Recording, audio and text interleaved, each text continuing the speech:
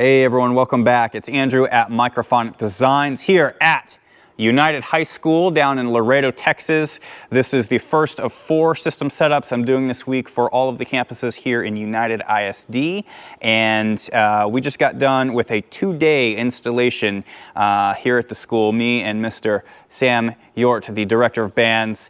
And he got a bunch of upgrades, just like we're gonna see in the next video with Alexander High School.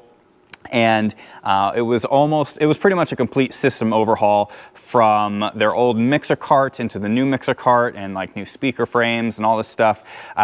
Let's get the lay of the land real quick and then we'll start taking a look at everything because there's a lot to go through. There's a lot of small details that I want to share with you that I put into the work for this system because the plan is to have this stuff, last a long time, obviously. So here we are in the main band room. We have 6 marimbas in the front, and we also have 6 vibraphones. And I don't have the binder out right now, but basically Vibe 1 is over this way in the front row.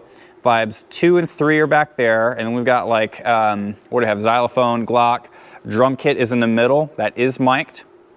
And then we've got aux percussion over here on an old synth cart, and then we've got vibes 4 and 5 in the back row, and then vibraphone 6 is going to go in the front row down this way. But it hasn't shown up yet. That's going to be coming in. So that is what we have for ensemble. For speakers, we've got 2 stacks of the dual PreSonus. Are these the 12s? These are the 12s. Yes, we've got the CDL 12Ps. I thought they might be the 10s for a second, but no, they're the 12s. So 2 of them. And then we've got a Yamaha DXS 18 XLF on the bottom, which is a mouthful. Actually, it's just a regular DXS 18. And each stack is powered by a Bluetti battery. Looks like this is an 1800 watt battery, and it's working pretty well for us.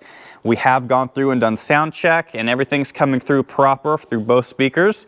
What they are going to be working on is getting a new set of long XLR cables to go from the back of the mixer cart out to each speaker. And because they have the batteries back here on these custom built speaker frames, they don't have to worry about running power. It's just going to be the batteries. Now they could run power if they wanted to the wherever the charger port is on this thing, but the plan is to have these charged up and ready to go for every performance and of course rehearsal. So I'm real impressed with this setup. I'm very pleased with how it came together. One of the things I did have to do for each of these carts is like I had to drill little holes in the plastic panel here to get the zip ties through, but this is what the setup is going to be. You know what I mean? So like those little custom holes, that's what we're going to use. And again, the other side is the exact same. Now, the mixer cart, holy wow, this took most of yesterday in addition to the speakers. We have an Avantis Solo up top. Down below, we've got the all-important rack drawers. We've got a single 4U and 2 2U drawers, and there's a little hidden secret. This is a charging shelf, charging drawer for the wireless mics. Over here, we've got a Mac Mini here so that the director can run Shure's wireless workbench software and Dante controller and all that kind of stuff. So this Mac is purely for controlling and managing stuff here. We've got a Shure ULXD 4Q quad receiver wireless unit, and then brand new, we just installed the 6 QLXD4 units, and they are all networked together with a TP-Link TL-SG1024, which is a mouthful, but basically this thing down here and all these cables is what allows all of this stuff, the mixer, the Mac, all of the wireless units, it allows all of that to communicate together in a few different ways, which is really cool. Now in the mixer, this is not like a Yamaha TF mixer at all. This is big boy stuff right here, where everything is customizable, kind of like we saw in the SQ mixers, but a step up. The whole screen is touch screen, and we've gone through a whole process to make sure we got sound today. It's 8:30 p.m. You can't really see it over there, but it took us a while to make sure all of the settings were correct in here. But basically here, let me turn off the flashlight. We've got 6 layers here, and we use all 6 of them for the whole group. The first layer is marimbas 1 through 4, high and low. Then we have marimbas 5 and 6, and then vibes 1, 2, 3, and 4 here. So those are the channels for them.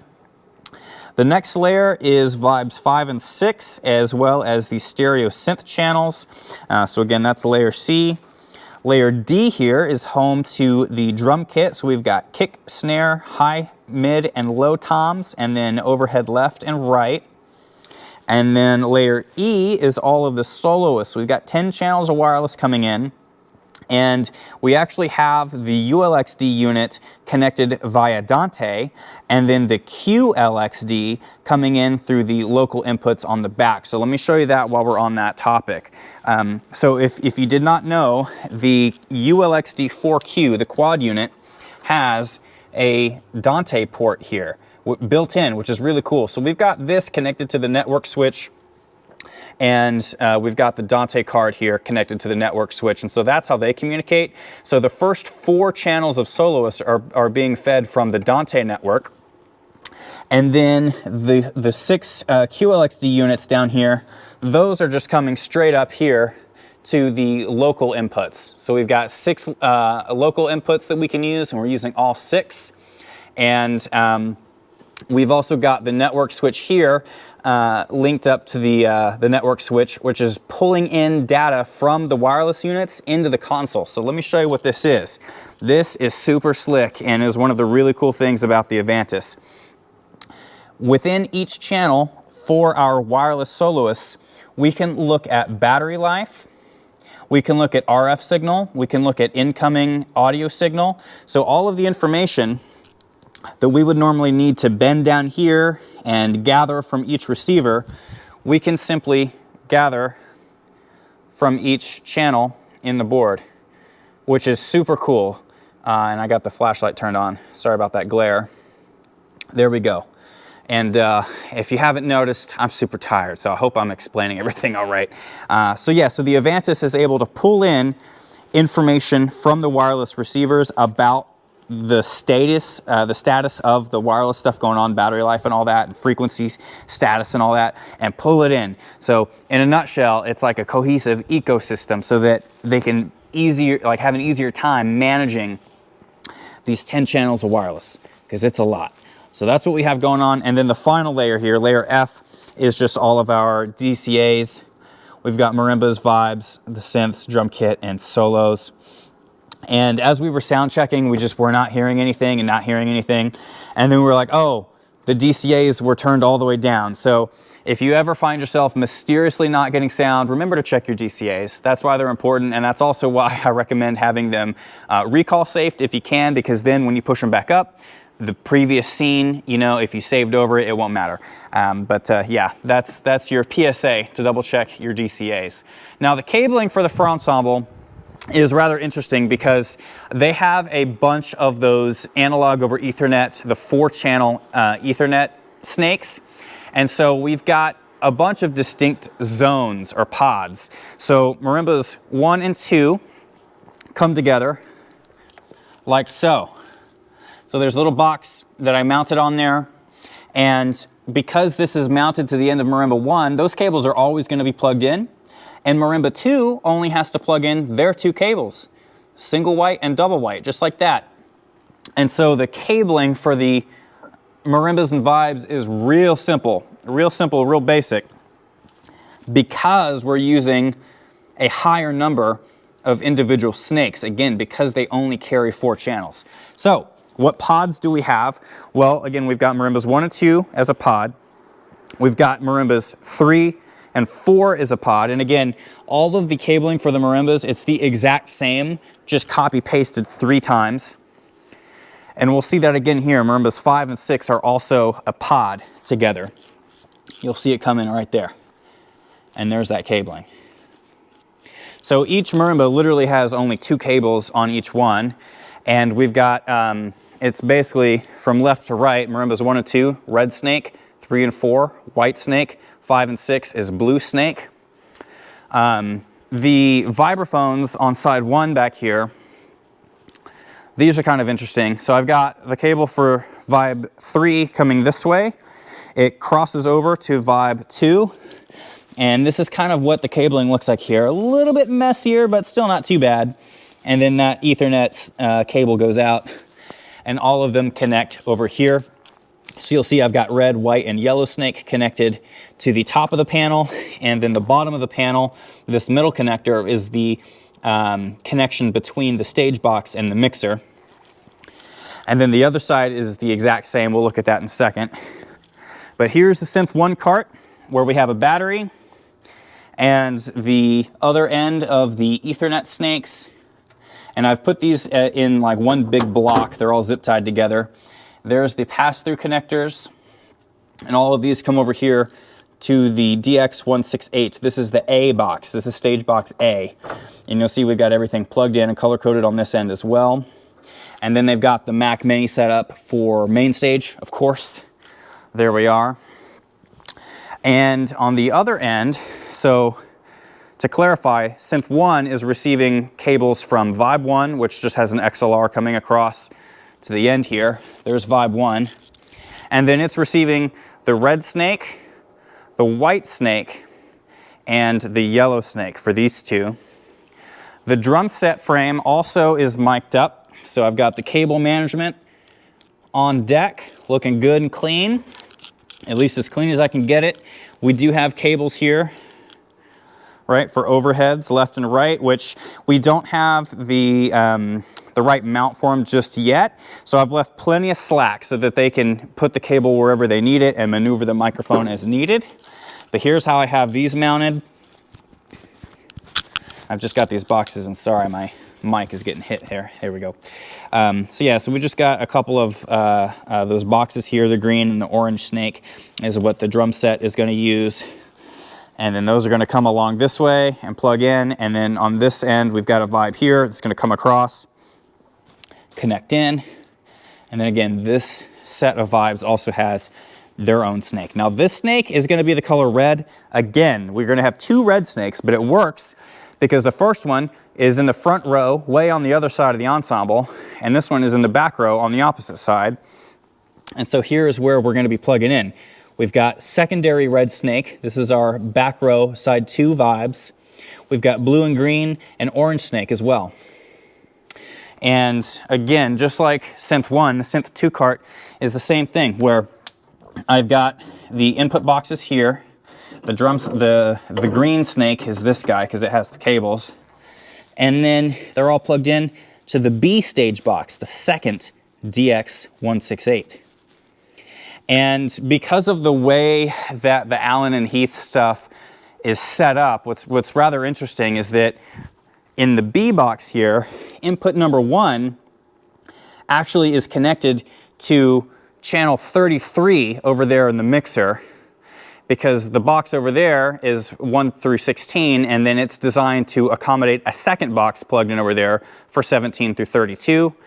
And then this one, the B box, picks up on channel 33, and that has to do with the DX Link card, which is this guy, DX Link. So because we have only one box plugged into each, that's how the routing kind of works out. So there's a lot of cross-patching, a lot of routing stuff for this group. The spreadsheet, for, like the input list for this particular group, is the largest one I've done because I had to add an extra column to account for like the Allen and Heath networking, the D-Link network stuff. The routing page in the mixer, just to give you an idea of what this looks like, consists of IO port 1, which is the D-Link card. IO port 2 is the Dante card, and you'll see how we had to kind of break it up, and I'm tapping stuff here. There we go, let me get that fixed. There we are. And now I need to fix Vibe 5, which goes there. So you'll see how it's all kind of broken up. These little squares represent, you know, where the audio is going. It's coming from IO port number whatever up here, coming down, and then being pushed over to whatever input channel they have. So I don't want to touch it anymore because I was just changing things and had to fix them just now as I'm talking to you, but you get the idea. And then IO port 2, these were our Dante network stuff, and then we've got the local inputs as well for the 6 connectors on the back. So there's a lot of detail in regards to like the routing and how we've got all of that stuff set up. You know, there's like expansion slot cards in the back of the mixer. There's a bunch of analog over Ethernet snakes and all of that. I might do a second half or a second part to this video when I get back home to Dallas to sort of review what the map and the diagram looks like for this school. But yeah, I mean, it took a lot. Again, I'm pretty tired, but because of the work we've put in the last 2 days and all of this complicated routing stuff is saved and it's set in the board, now they're smooth sailing. They're just gonna turn on, start setting gains, getting those EQs in, and I'm very fortunate that in September, I have rehearsals scheduled with Alexander High School. I have tagged on some rehearsal time with United. So I'll actually get to do some follow-up videos with all of this stuff in action, which I'll try to remember to do. And then I'm also making a second trip for rehearsal. So like the 3rd trip total this year, where we're gonna be doing a late October rehearsal, again with Alexander and here at United.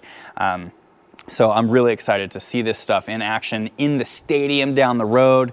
And of course, I'm looking forward to seeing what this group puts on the field and the show that they're putting together. That's always the most exciting part, is seeing these kids do what they're here to do, which is be awesome. So anyway, y'all, if you've got questions about this setup, this is a real basic overview, 16-minute overview of what took us easily 20+ hours over the last 2 days.